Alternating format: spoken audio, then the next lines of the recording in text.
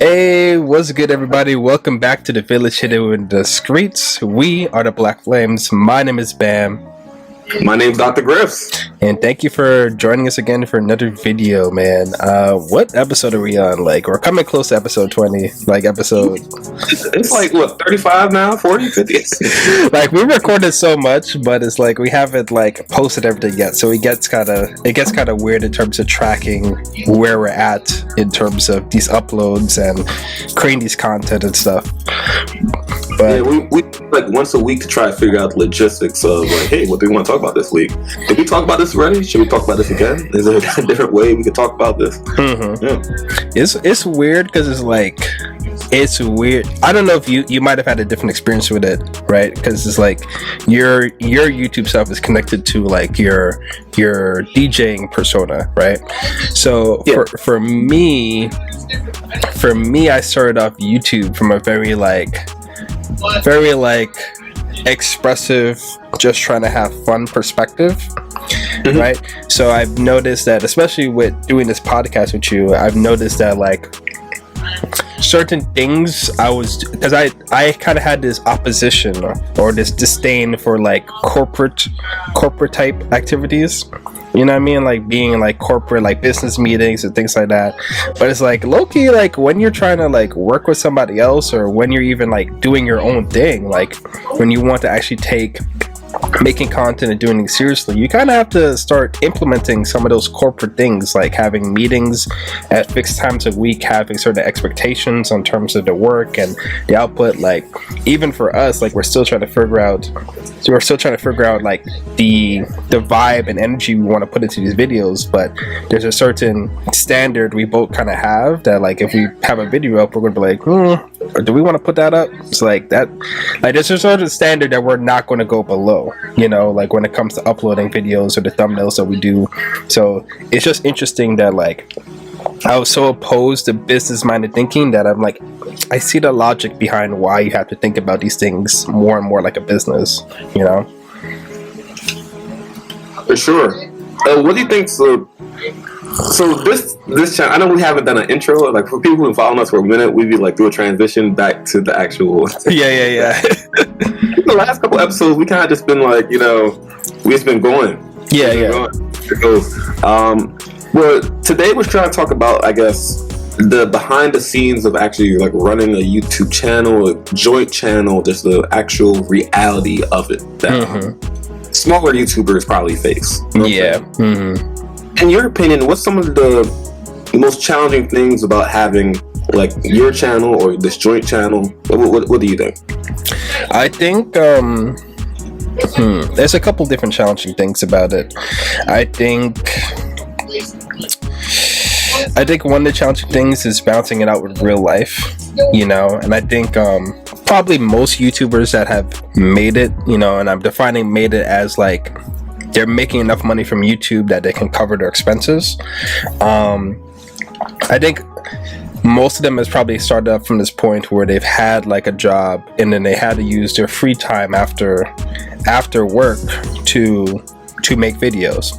And I find that, at least for me right now, that's one of the most challenging things is finding the mental energy to be like, all right, especially for the type of content I make. I do like live reactions where the expectation is like, you know, like hype and ready to go and everything, but like sometimes you're like, you know, sometimes you've had a long day at work and you just like, and you have in your schedule to make a video, but your energy is just not there, you know. There was this one of my weeks I remember that I was just like really on it, that I was just like after work I would literally grab like a Monster Energy, down that, and then just get to recording. But long term, obviously that's not going to be healthy, so I was like, I need to figure out a better way of doing it. But I think that's there's a couple different things about being a small YouTuber, but definitely balancing out work and doing that at the side. And also you got to also balance out like personal relationships, right? A lot of people depends on your friend group, right? But a lot of people may not get the fact that you're like, hey, I can't hang out this Friday, or I can't hang with you guys this Friday. Be like, oh wow, you guys work? And be like, yeah, I got YouTube. It's like and me and Dr. Griffs were talking about this a little bit before we start recording, but you'll have, like, I've experienced having certain people in my life that won't get it because there's no results coming from it yet, and so they think you can kind of put it off or like whatever, but it's like when you're about that grind, it's kind of hard to put it off, For sure. I think for me, like, I definitely agree with the prioritizing the time for it. Like, I actually am making some sacrifices. I am cutting back on my work hours, so I'm able to work part-time at my job. So before I work like Monday through Thursday, starting next week, I'm working like Monday through Wednesday. So that extra day could be a day for me to just recoup. So the day after, I could work on a video, or Thursday morning, I could be working on videos or content. So I'm taking an L financially, but I feel like the future for me is online. Like, something speaking to my soul, like, yo, you're gonna figure something out online. It might be YouTube, might be something else, might be like virtual DJ, might be music creator. But it's online, you know what I'm saying? Virtual DJ, interesting. The pandemic really opened some opportunities, you know what I'm saying? So I don't really know what it's going to be. I feel like me moving forward, I think I'm going to like separate like how I prioritize my week. Like, Monday through Wednesday, I'm working, right? And my day job. It's important to have a day job, y'all. For benefits, I'm old enough to have life insurance. Well, not like health insurance, you know what I'm saying? So, like, I went to the dentist the other day, and they just, like, gave me toothpaste, opened my mouth, pause, and like that's all they did. You know what I'm saying? $240. Wait, was it like a routine cleaning? Routine cleaning. But it just brush your teeth, like... Yeah, they say you're good, no cavities, you're good. Well, it's $240. The little tooth thing that they put in the mouth, that costs $110. I said, wait a minute. That sounds like a whole scam to me, to be honest with you. They just brush your teeth for you for $200. $248. Now, luckily, I have insurance, and my job. I get like 2 free dental checkups a year. But if I didn't have that, that's $248 to brush my teeth. Luckily I don't have cavities or like that. But imagine. So, whatever y'all want to do, make sure you have a full-time, insurance. Make sure you have some type of health insurance and medical insurance, so you could fall back on that. But yeah, that reminds me of this YouTuber that I followed that I think is like really cool. His name is Corey Kenshin, and I don't know what it is about some kids, I'll say mostly kids, like trying to get into YouTube. It's like they want to take off everything. They want to take off school, they want to take off work. They just want to spend a whole year just doing this YouTube thing, right? And logistically that just doesn't make sense, right? So for him, like he went to school while still doing a YouTube thing. Granted, he was doing YouTube for like, he was one of the OGs. Like, he's one of the people when YouTube first came out, he started just uploading videos to that thing. And he only started to experience like a level of interest and growth and financial success after like years of doing it, right? And so when he was in college, he only like conveyed to his parents that like, hey, like I kind of want to pursue this YouTube thing after he could show some paychecks to his parents about like, hey, look, these can kind of cover my expenses right now, and I see a trajectory for growth. If I could just take a year just to like live on my own and just do this thing, then maybe it could be super profitable, and that worked out really well for him. Like, he's got like over 10 million subscribers now, and money is not a problem for him. Money's not a problem for him due to like his YouTube stuff now. He got his own house, he's living good, right? But you can't, it's just like Dr. Griffs was saying, it's like, hey, listen, do not think just because you have a cool idea for a channel and you feel like you have an interesting perspective on the world and stuff, don't think you can just take a year off life and just upload and expect in a year that you're going to be the next big sensation.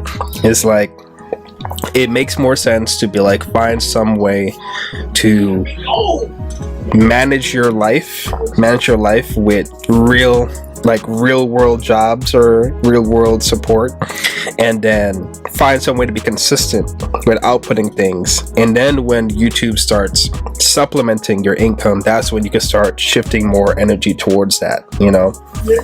But don't go out here telling your parents, being like, yo, I really believe that I could be the next Fortnite. You know, I don't know which game is out now, you know, but the next big gaming YouTube channel like Ninja or whatever. And it's like, no, that's not.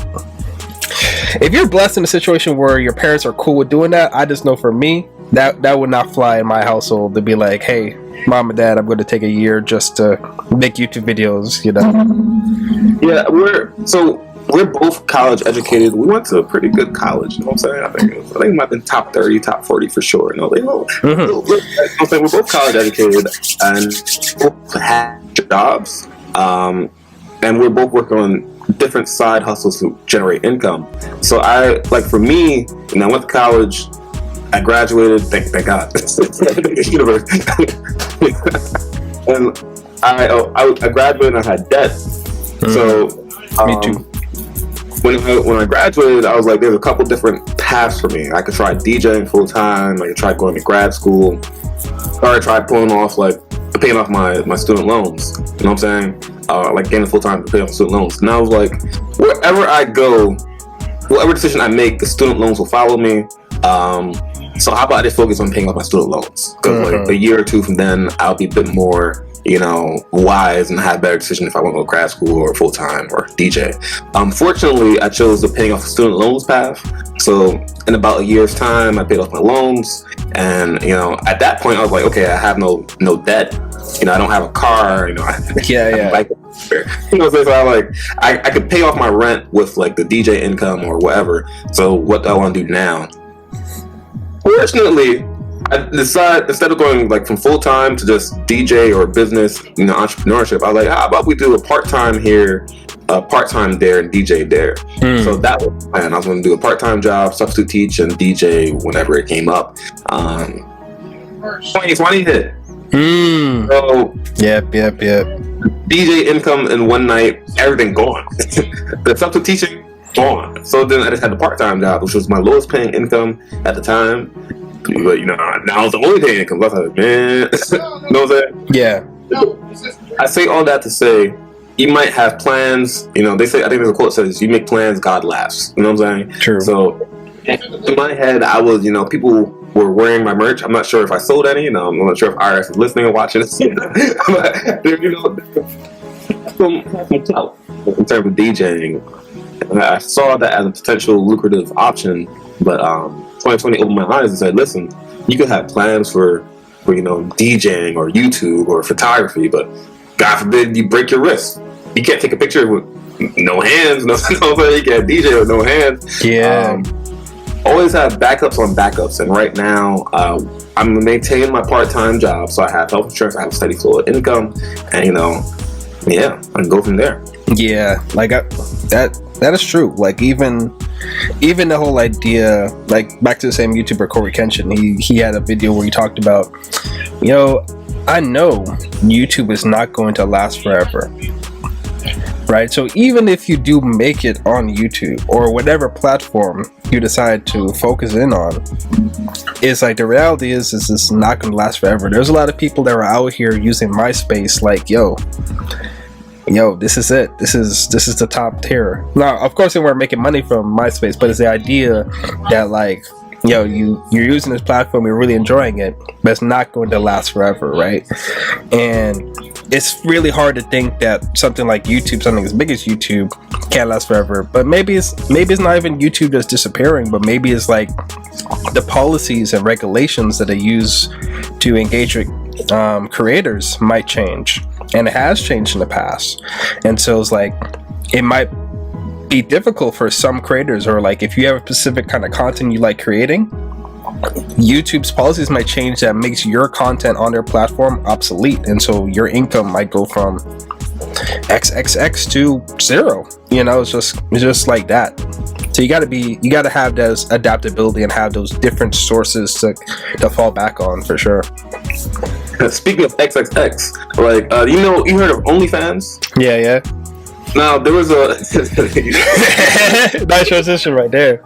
Definitely a fear of I think OnlyFans at one point said they will not allow nude content on their site. Right. So there's people making tens of thousands. Well, a small percentage of OnlyFans creators make tens of thousands of dollars. Articles that say you're better off working at McDonald's or like a part-time, like minimum wage. You know what I'm saying? Right. But I bring that up because overnight, a lot of people were scared. There was protests saying, you know, you're not supporting us. But overnight, a whole platform could just de-platform whatever you've been working on, and you have no say over it. That's true.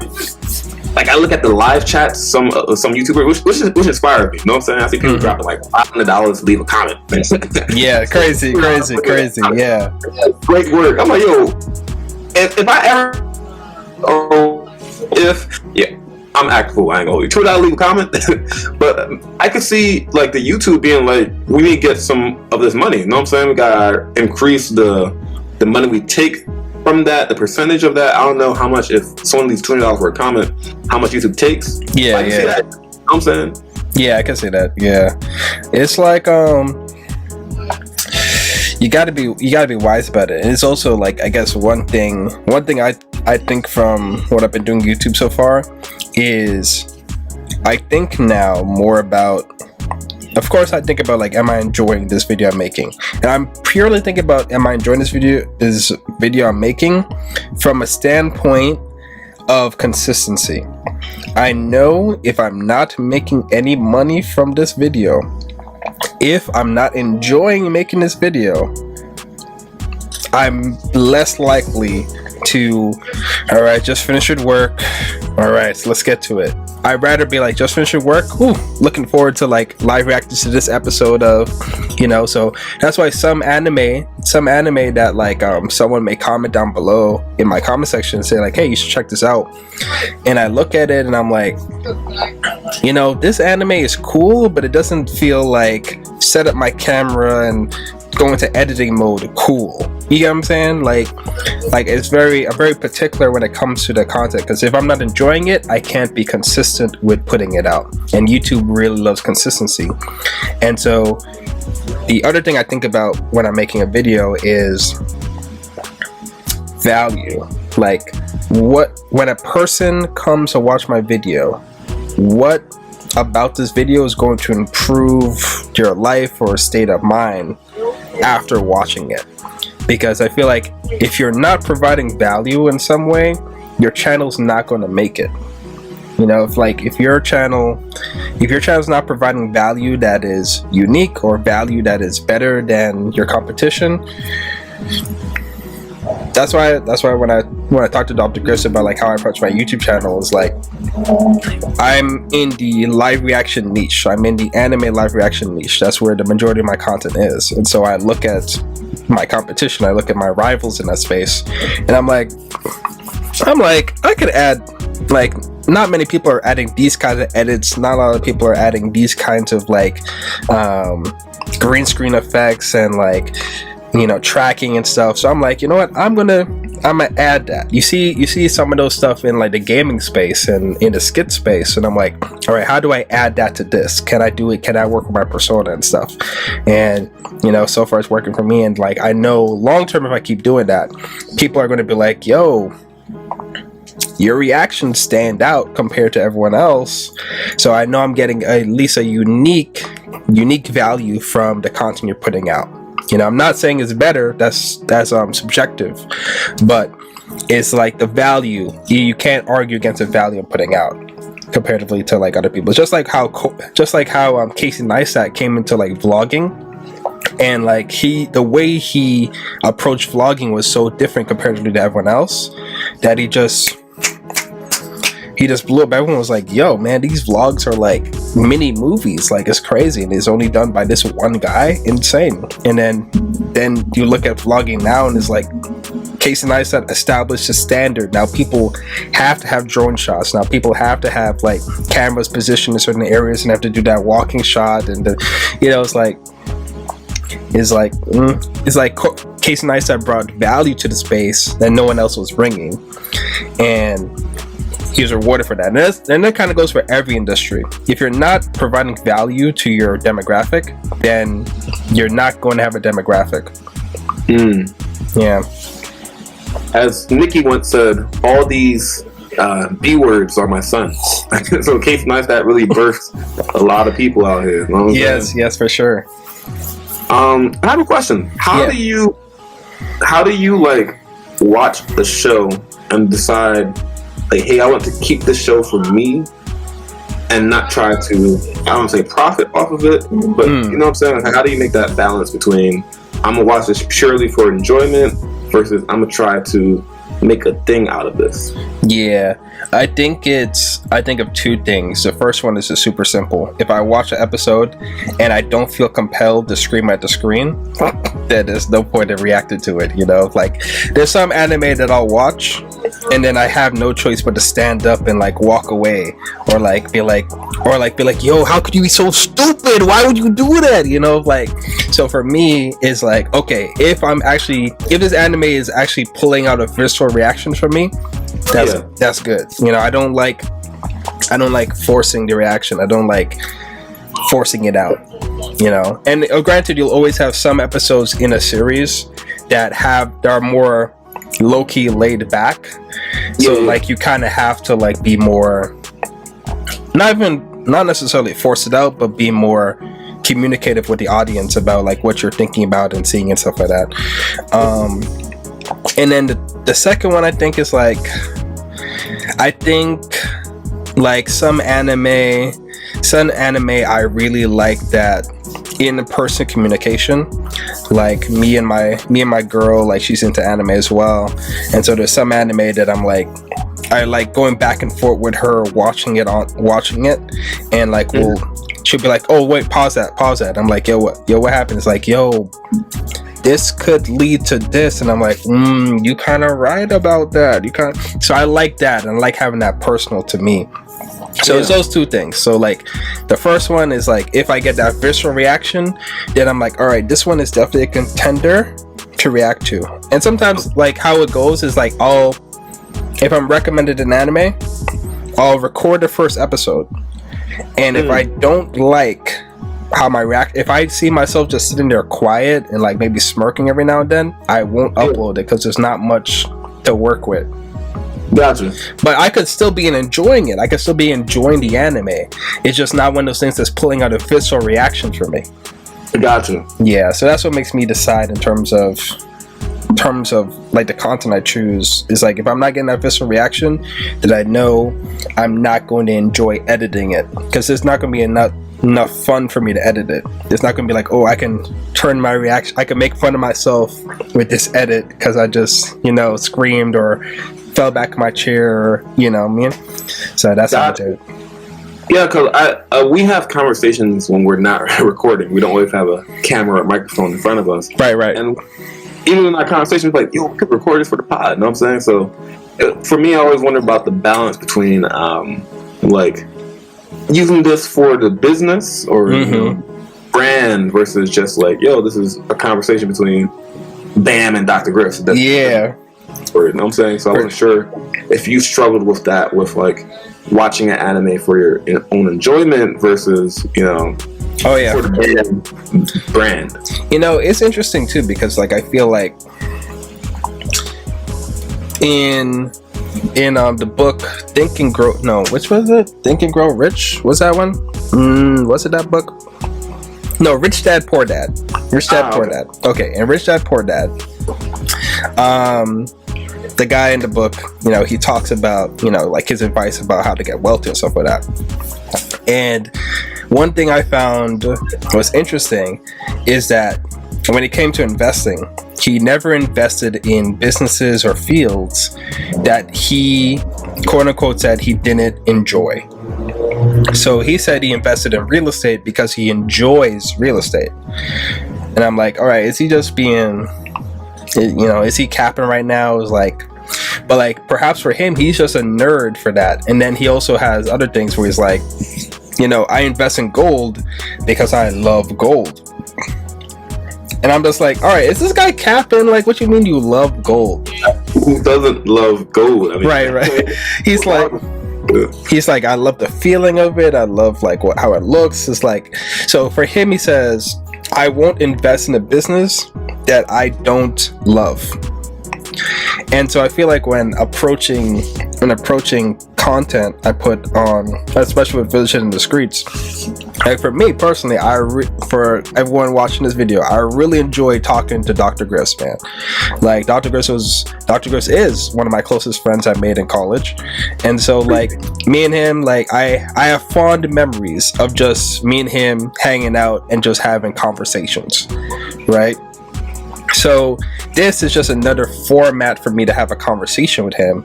So to me, I don't really have that, oh man, it's just not personal enough, it's like, is it weird that I'm like taking this personal conversation and like putting it online for views? It's like, no, I don't even think about it like that. I think like I would have had this conversation with Dr. Griffs regardless. So it'd be cool if we can make some magic or some money in the future from these conversations we would have regardlessly, No, that's right. And like it's definitely, I think for potential YouTubers or whoever watches this, content creators, I think you should definitely have some type of separation between you, as in the personal you, and who you present online. Like we say our names are Dr. Griffs and bam. Like if you look at our birth certificate, it doesn't say Dr. Griffs. It definitely doesn't say that. Yeah. We do this so we maintain some type of separation between what we are giving out to y'all and ourselves. Know what I'm saying? Mm-hmm. So I recommend that you don't, keep those things private to yourself. That's what I recommend if you're creating some type of content. Yeah, could you go in a little bit more into like that? Because I know for you, like, that's a little bit more important. A little bit more important for you, having the Dr. Griffs persona than, your original, birth certificate persona, right?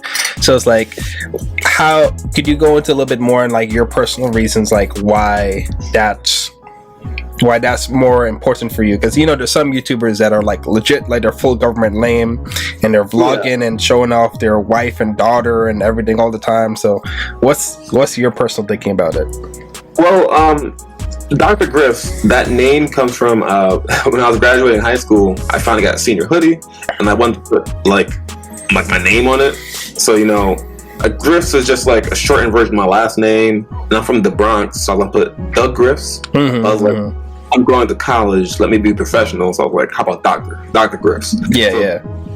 That name came to be, and I put Dr. Griffs on my Instagram, and then like my freshman year, I was asked about DJing. So then they're like, what's your DJ name? And I was like, Dr. Griffs. So that became like my DJ name. I liked Dr. Griffs versus DJ Griffs. Dr. Griffs could be anything, versus DJ Griffs is very... PhD in partyology,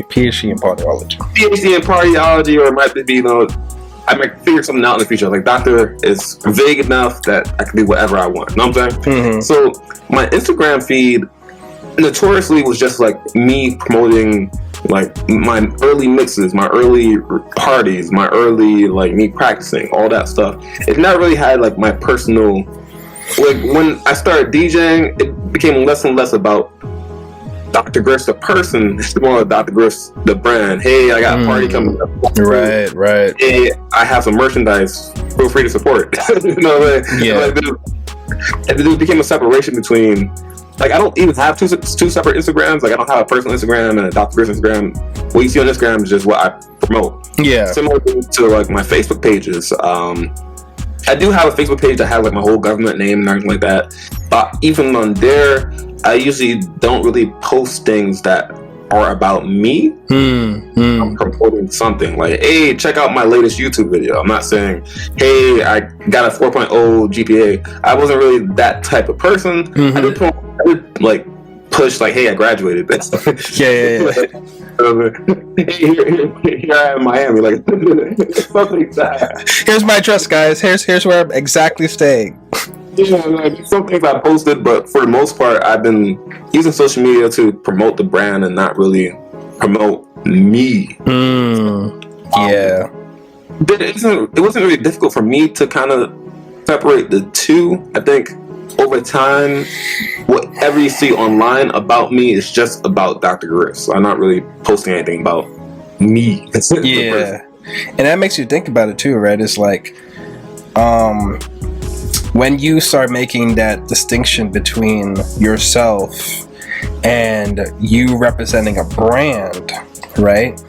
It's because if you want the business, if you want the brand to be successful, adaptation and changes are going to be necessary, right? And so if you connect it so strongly to yourself, then you might have some issues when, okay, in order for the company to survive, in order for the company to thrive, we're going to have to change this. But you're going to be like, but is that me? Is that who I am? Like, but if you have that separation, you don't have to compromise who you are for the brand itself to grow and develop. So I think I never thought of it fully like that, but it makes sense. Like if you're, say for example, like Nike, like Nike was named after a guy named Nike, and everything about Nike had to be, I'm being hyperbolic. It's not actually named after a guy named Nike. I'm just saying, what if, like there's a guy named Nike and he created the Nike company. And what if one day he didn't feel like just doing it? You know what I mean? It's like he can't he can't just be like, we're changing it, guys. We're changing it to like, we'll do it sometimes. It's like, no. It's like, you got to keep the brand's got to have some kind of like life on its own in order to appeal to a wide audience. I see what you're saying. I don't think that's what. No, you're right. It's like, Nike or like Nike is like a Greek god or some. I saw some video about the creation of Nike. You're right. I was just making some stuff up, guys. Yeah. Your analogy makes sense. And I don't know. I feel like as a creator, as someone who's trying to sell things or build things, you should also don't forget about who you are as a person, and try to keep that sacred. You know what I'm saying? Mm-hmm. Like I think about like family vlogs. Yeah. You seen the video about some kid, their dog died, and the mom had a camera. Yeah. I was just like, what's wrong with you? And she was like, can you cry? He's like, I am crying. She's like, oh, can you cry a little harder? Like, I think at some point they just like, you see the Venn diagram between like business and family. Like the business just ate everything, and she kind of blanked out. She didn't remember like, hey, this is her whole son right here that's going through a traumatic experience. Yeah. We shouldn't try to profit off of this. You know what I'm saying? Yeah, that's why I get it. That's why I get like, do you just like Jackie Chan that fly out the way? Jackie Chan. Oh man. Yeah, like like remember like Logan Paul.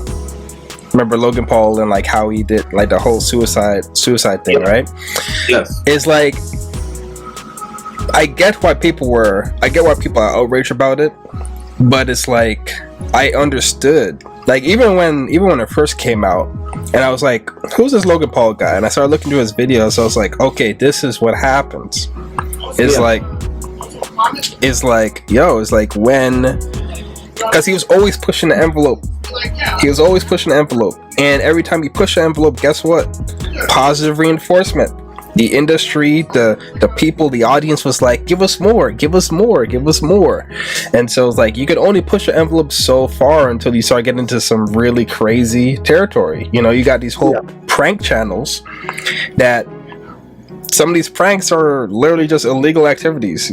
You heard of the new TikTok challenge where it's like slap your teacher? Or devious lip. Yeah, it's like, what are you doing? It's like people are rewarding that behavior. They're rewarding it, and it's gonna reach a point where it's like people are going to do something that people are like, whoa, I have limits here. But it's like you never mark those limits in the beginning. And so even is like, it's literally that thing of like, you kind of blank out. You kind of just go into like, I'm doing this for content creation purposes. You know what I mean? And so it's like, when it goes up and then you get all those negative feedback from it, you're like, wait, people don't like this? Why do people don't like this? Hold on. Yeah. Oh snap, I just posted a video of like, it's like you don't even really, because you're so tunnel driven in the zone of like, let me make content for people, people like more intense content, until you get to a point where it's like, I went too far. Yeah. And it's like people are not going to take personal accountability for asking the content creator to go further and further. They're not going to take personal accountability, right? So it's like, it's on you as a content creator to realize like, okay, I have limitations. I have certain points where I'm like, I can't cross these lines. You know? I hear this happens with musicians a lot. Like they take substances to get themselves in a certain mindset to create their music, and then they feel like they only are successful because of the substances that they're taking. Right. They try to stop taking them, but like their album sales start going down. Like people don't react to anything, so they're like, well, I gotta keep taking it so I can actually sell this product. And then a lot of them end up overdosing because of that, or people have overdosed because of that. Because that's worth trying to keep giving to the audience exactly what they wanted. And their body just can't keep up.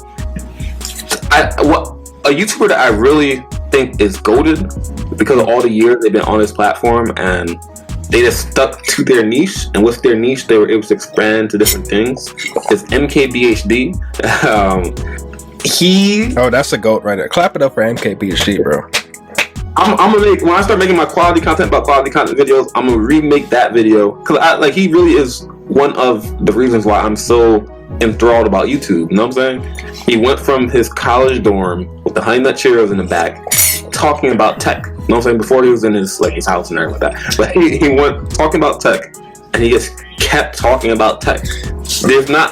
You can barely find any videos, maybe in his podcast now, like 10 years later, that he's talking about things that aren't necessarily tech.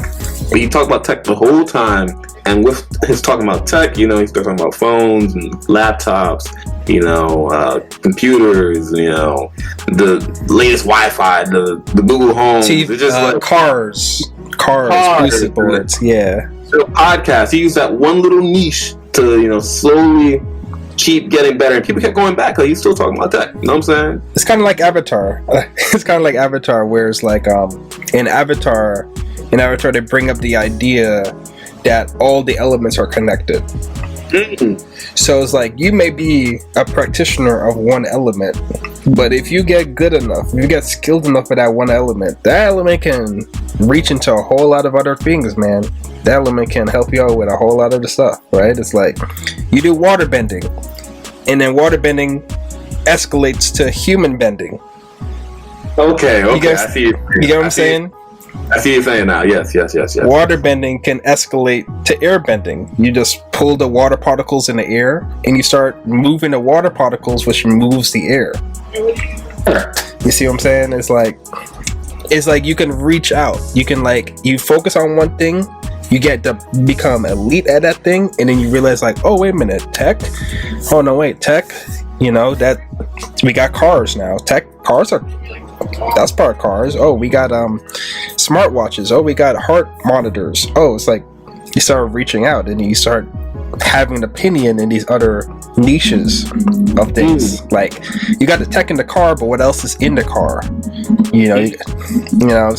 It's weird, but it's like yeah, and that's why I really love MKBHD. Like what he was able to do, and he maintained his anonymity. Oh yeah, you don't know much about his life unless you're stalking his Twitter or his Instagram. But I feel like even on those platforms, he's probably not putting in. All you know about him is ultimate. He likes ultimate frisbee. Ultimate frisbee, and you might see his girl every now and then. You follow the tags. You know what I'm saying? Like the way he was able to build millions of subscribers without revealing who he is. You know what I'm saying? But like he obviously is into tech. You know what I'm saying? It's just a masterclass, and I feel like all content creators should like take note. Yeah. The goats in the field. And when I only met him for a small time in person, but like also he's super tall. By the way, he's super tall. But like when I met him in person, it's like I got this energy of like, I'm not here to show off to you. I'm a resource to you. Like he knows, but he's a resource within his field. So like whatever YouTube, he knows how to be successful in YouTube, obviously, and he knows tech and ultimate frisbee. So if you're going to ask him anything, he's going to be like, I'll give you the resource and information about that. But he's not here to like show off like, oh, how great I am and like, you know, like successful, blah blah. But it's like literally like, no, I'm just a resource for you, man. I'm just a resource. And you know, also thing about MKBHD is that he's a perfect example of a YouTuber that was like, yeah, you know what, let me separate who I am from my brand, because he started off as Marcus Brownlee on YouTube and then he changed to MKBHD. So it still relates to him, but he definitely created a separation from me to what I'm creating. Yeah, for sure. And like maybe one day I'll be like, hey, how you doing, Marquez? I'll be like, Dr. Griffs and band, we're not quite there yet. Yes. But like, love to have a sit. Oh man, can you imagine like one day we make it to a point where we can negotiate for a sit down on his podcast and just be like, hey, like you guys have been growing pretty fast, you know, you guys talk about different stuff than I do, and I just want to get your perspective. It's like, yo, Marquez, you know, as a fellow black man, yo, you are the inspiration, bro. You're the inspiration. Actually, when I had one or two dreams where I was actually just chilling with MKBHD, you know what I'm saying? Like legit. Like you don't really remember too many dreams, but I was really just chilling. I was like, yo, so how you? And he's like, yeah, you know what I'm saying? We go way back. Dr. Griffs, you and I go way back. I'm like, I'm dead. I don't fangirl over most people, most celebrities, but it's like two. It's like two. Same boat, you know. Okay. Same boat. Yeah. Usain Bolt. Come on, y'all. Come on. Heard you. Mm-hmm. Those two. And I'm a DJ, so you think I'd be like, you know, like music and like those two. I was out here doing the lightning bolt pose for every Olympic he dominated, know what I'm saying? Mm-hmm. And MKBHD, I was we're like a year and a half, 2 years difference. So like when he was entering college or graduating, I'm like, you know what I'm saying? Yeah. Those are the two. Those are the two for me that I fangirl over. Do you feel like the YouTubers that you look towards, like MKBHD, do you feel like you take inspiration from like how they do videos and like try to take elements of those into your stuff you make? And I know that you primarily focus on music, but you also like have your quality content about quality content. Yeah, I feel like they're definitely the blueprint. You know what I'm saying? Mm-hmm. Is watching the quality of the videos, the consistency of the videos, and the niche of the videos. I am trying to develop my quality in music creation. You can probably see the piano in this shot right here, and I'm like taking piano lessons right now. And I probably will be uploading less just pure instrumentals on my channel. But you hear the instrumentals when you watch videos like this or the videos I make with the quality content about quality content. Yes, sir. So I am going that path. I think moving forward, you'll probably only hear like really nice remixes that I really think are good. You'll see the parties I DJ at, and you'll see the quality content about quality content. I'm exploring the niches on my channel, and that's the pivot I'm making on my YouTube channel. Yeah, another tip, you know, it's like we're mentioning it throughout this whole, I guess for the past 20 minutes, the importance of niching.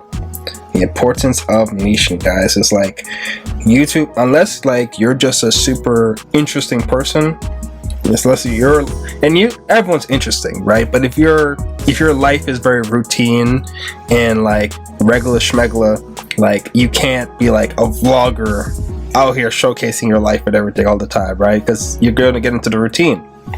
right? So, but there's an importance of finding your niche and zoning in on it. You know, zone in on your niche, have your goal to be one of the top people in your niche, and, you know, just evolve in that thing. So it's really hard for variety channels to be successful unless you as a person, you know, your life and your personal perspective is something that everybody is like, oh my gosh, like, you're the most interesting man in the world. I have to follow what you're doing, even if it's like you drinking water from a cup. The way you're drinking water from that cup is just whoa, you know. Yeah. So it's important to niche, man. It's important to niche. When it comes to overtime, you know what I'm saying, I think you tend to redevelop yourself after year and everything like that. Because initially you weren't like an anime react channel. No, I was originally before I had another channel where I was just vlogging, but when I was vlogging, I was enjoying it, but in terms of the success markers, in terms of, you know, the likes, in terms of the engagement from the audience, in terms of gaining subscribers, it was very slow. It wasn't until that I started to niche by accident and focus in on My Hero Academia as a series. That's when my first videos started breaking past 1,000. You know, and I'm like, okay, let me live react to this trailer of the next season. Oh snap! Another video that hit over 1,000. All right, okay, likes are going off. All right, let me talk about this character from My Hero that I'm looking forward to. Oh, another video that's successful. So over time I just niched down. But I niched down kind of by accident. I niched down based on like, oh, looks like the success markers that I was looking for my YouTube channel are coming because I'm talking about My Hero Academia. So then I just became super focused on My Hero Academia, which I love My Hero Academia, but I can't talk about My Hero Academia all the time. You know, it's like I was getting drained. And also my thought about in this specific niche, it's cool that I'm growing in it, but it's risky because you got to think about what's keeping the niche alive. You know, and I think about it, and I had this thought of like, yo, I love the creator of this series, like I love his perspective, Horikoshi. And, you know, God forbid, you know, Horikoshi might get sick. You know, and this is just me thinking like very realistically. It's like, what is holding this niche together? Okay, there's an end to the series. When the series ends, I'm going to have to pivot off my niche. And when I pivot off this niche, a lot of my core audience that I've built up is not going to be interested in whatever other series I decide to approach. Because, you know, just because someone likes My Hero Academia doesn't mean they're going to like this other series that I cover, right? And so if I start living and growing off of the money that I'll gain from this, once that niche is over, like my budget, my tape, everything that I was using to record my YouTube channel and success is going to fluctuate majorly. So then when I started my new channel, I started thinking like, okay, should I come back to My Hero Academia? No, like My Hero Academia is great, but it's not going to last forever. What's going to last forever for me, or what's going to last long enough for me? And that's anime in general.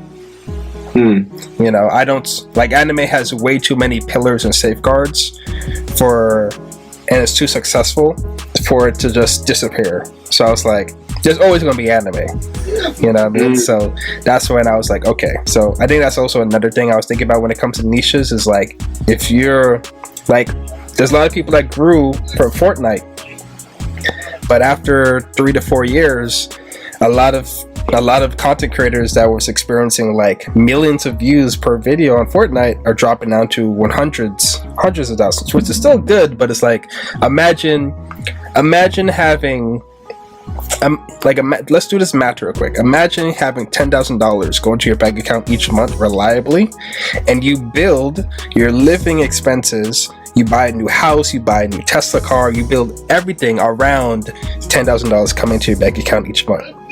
And then let's think, like, whatever was helping you to make that $10,000, like the success of it drops to where you're making $5,000. So now you're living off of $5,000, but your expenses are close to $10,000. So I was thinking about that. I was like, I gotta have a niche that is going to be reliable enough for at least my lifetime, or at least however long I decide to continue to do live reactions on YouTube. Yeah, so that's my thought about it. That makes sense. Yeah, anime is definitely wide enough. There's always gonna be a new anime. You know what I'm saying? So I think makes sense. I think for me, I didn't create a new channel, but I've been taking off my old videos off my channel. Okay. So I had a whole series about me just going through like my debt and paying that off. Yeah. But I just, I privated or unlisted the videos, so you can't really see them anymore.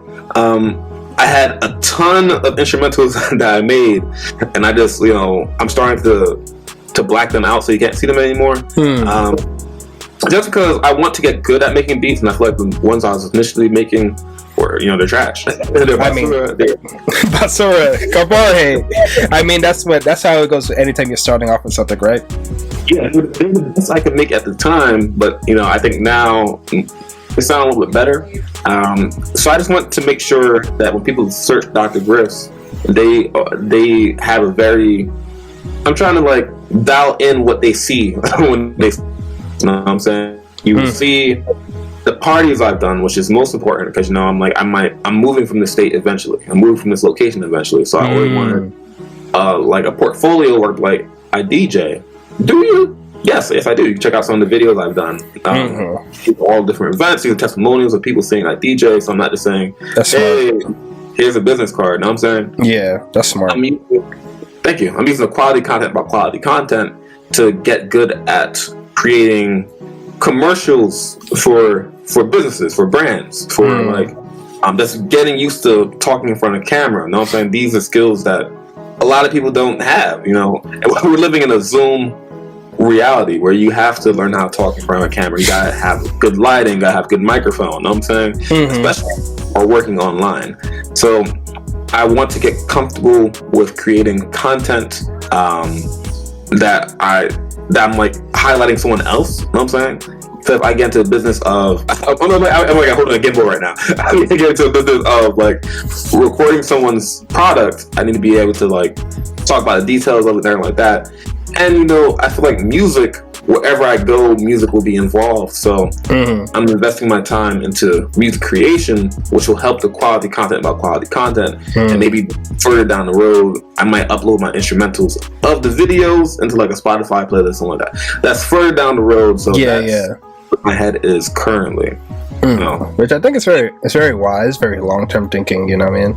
So I feel like to me, it's like I've always gotten is like short-term thinking. If you're doing YouTube or if you're going into anything really, try to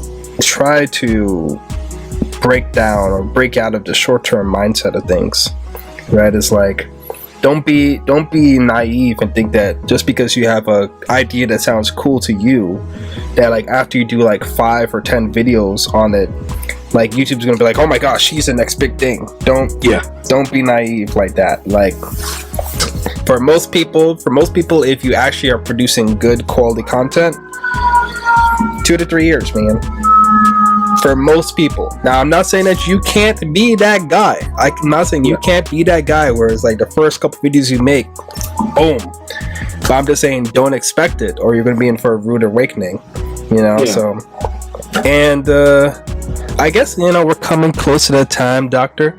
So I feel like how about we close it off with like 1 or 2 pieces of personal advice we would give to people when it comes to starting their channel or growing their channel. Sure. I think the biggest advice I can give you is don't do anything that's irreversible. Like I don't know if you've seen it recently. There's a guy who was working in Subway who was trying to get put on for Meek Mill. So he recorded himself destroying everything in Subway. He was throwing the buns on the floor. He's throwing the food on the floor. All this to get attention from Meek Mill so he could sign him. And in doing that, you know, he lost his job. He had a criminal record before that. Because Subway hired him, you know what I'm saying? He has a criminal record. Subway hired him, you know, and he lost his Subway job, recording everything, trying to get put on. That is something that you can't reverse. You know what I'm saying? So don't do anything that could get you quote unquote canceled. Like, don't do anything that you think you might regret 5 years down the road. So don't like make a video where you're making fun of a group of people or persons, because, you know, who knows who might try to hire you in the future. True. Being risque gives you opportunity to go viral. It does. But it also gives you an opportunity to ruin your future. So I'd rather you make, you know, smart decisions that aren't as cool, but is, you know, could long term lead you to success. Like MKBHD, he made video about tech. There was nothing controversial about tech, unless you're like an Android or an iPhone person. That's and that's like fake. That's like fake controversy, guys. That's like fake controversy. Lower your risk, so you could, you know, increase your reward in the future. Yeah, and I think to piggy off that point is like, just because you go viral doesn't mean you're going to become successful. Yes. If you don't have the platform, say for example, you go viral off your first video. If you don't have enough content that's sitting there, it's like you can only live off the first video for so long, right? Yeah. So it's like, honestly, it's like I don't even know if I want to really go viral. You know, I'm like, because I've seen YouTubers that have millions of subscribers shout out smaller YouTubers, and then you see their channel just explode because of the influx of, you know, their subscribers going to them and be like, yeah, I'm going to subscribe to this guy because my favorite YouTuber, you know, like recommended his channel, and so if he recommended it, boom boom boom. But I would notice something that is like kind of detrimental, is that they'll subscribe to that channel, but the subscribers won't engage with the majority of that person's content. And so what that does in the YouTube algorithm, from my understanding, is that YouTube sees that as a dead channel, because you have so many people that just subscribe to you but don't watch your content.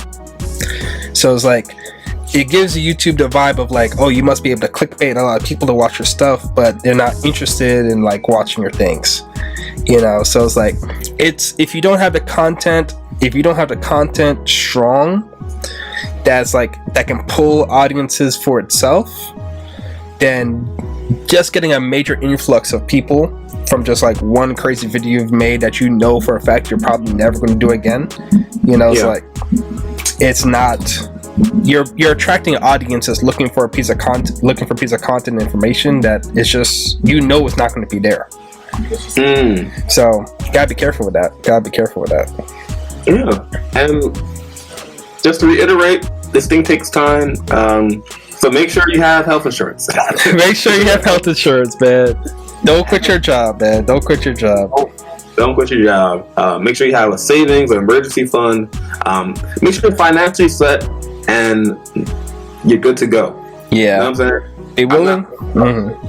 Don't try to dream if you're homeless. You know what I'm saying? Actually have a bed first so you could dream. So you have a pillow so you can like have dreams. You know? Dream properly. Make sure you have the foundation so you can dream properly. You know what I'm saying? Yeah. I'm not following your dreams until you're starting. No, don't do that. Yeah. And then my last thing I would say, and then you could kind of add stuff if you want, Doctor, is, you know, be willing to, if you're going to do this YouTube thing, if you're going to do this entrepreneur thing, you know, be willing to be weird to the majority of people around you. Like, there's going to be times where your friends or family are wondering what you're doing, and they're going to be like, why are you doing that? Because I don't see any value. You may have some people around you that might clown you for even doing that, or like might make you feel bad for doing it because of the results. The results are not going to come immediately. Just like if you start anything, right? If you start working out, like your muscles aren't going to pop out just from like one workout, right? Or just like when you start learning like a new language, it's like, you know, como estas can only go you so far, right? So it's like whenever you start doing YouTube or entrepreneurial, it's going to be at a period in time. Oh, like even another example, right, is like you see Dr. Griffs, you see like how luscious and like vibrant his locks are looking. There's a period of time when it wasn't looking like that, you know. No, thanks for the shout out. There's two specific things in my life that I could point to where I was trash. DJing, when I first started, I was trash. Bam was around my initial DJing. I remember some of our mutual friends, like when I was DJing, they'd be like, "There's a party coming up," and they'd be like, "Yo, we got someone from the Bronx coming. We got someone from the city coming. We got someone that's Jamaican that's about to DJ." And I'm sitting there like, "Yo, I'm from New York City." Jamaican, like, you know, I understood. I was trash at the moment, but in those moments, I'm like, "Damn." Yeah. It might not have been intentional, but I definitely felt some type of way. Like, yo, I'm Jamaican. I'm from the city. You know what I'm saying? Mm-hmm. You know, fast forward now, I was initially making like a couple, like $30 per hour DJing. You know what I'm saying? $15 per hour for DJing. Now I'm making, you know, substantially more than that that DJing. Yes. So that's like where, you know, time is what I needed. Time, practice, dedication is what I needed to build that. With my merch, when I first had this, there was no one wearing it. You know what I'm saying? Mm-hmm. And then months later, years later, there's quite a bit of these floating around. You know what I'm saying? Mm-hmm. I must look weird just wearing this all the time. Not wearing, like, no. If you don't know me, well, if you didn't know me, you wouldn't know what this is. You know what I'm saying? So yes. Mm-hmm. I wasn't wearing the fanciest clothes. I just wore my logo. So I definitely looked weird doing that, but I believed in Dr. Griffs. So I wore that, and people wear it as well. You know what I'm saying? Be the weirdo, yo. Be the weirdo, because at the end of the day, people may want to act like normies and be normal, but everyone eventually follows the weirdo. Yes. Everyone eventually. Bill Gates was weird. He was pretty weird. Elon Musk is definitely weird. Elon Musk is a weirdo. But everyone wants a Tesla. Everyone wants a Tesla, and then once he starts going to Mars, everyone's gonna be like, "Yo, can I get on?" Like, be the weirdo, man. Be the weirdo. Be the weirdo. But yeah, guys. Dr. Griffs, you have anything else you want to add to the conversation? Yeah, just don't do anything that your future self will regret. Have health insurance. Like health insurance. Yes. Keep at least a part-time job, and invest your time into this. Yeah. That's exactly what Dr. Griffs said right there. So anyway, guys, we appreciate you guys taking time out of your day to watch this video or listen to it wherever. We haven't really got into like the full listening experience yet, but you know, for the future, these will probably go up on some listening things. So in the future timeline, y'all are hearing it, but you know, whatever. But yeah, again, we appreciate you guys taking the time to absorb this content. Like the video if you liked it. Comment if you have any thoughts or things you want to share. Question for you guys. Do you guys have a YouTube channel that you guys are starting out or have an idea you want to get into? Let us know in the comment section down below. And yeah, subscribe, of course, if you want to see more of us, guys. So that's Bam and Dr. Griffs. Peace.